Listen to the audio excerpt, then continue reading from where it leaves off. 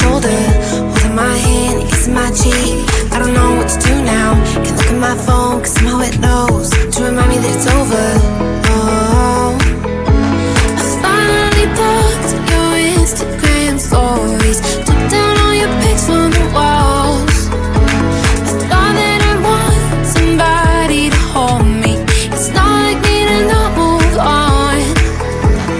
1 month in was horrible, and yeah, I couldn't sleep. Then 2, I finally did, but you invaded all my dreams. Then 3, I felt like dying, and then 4, I couldn't breathe. 5 months you're still with me.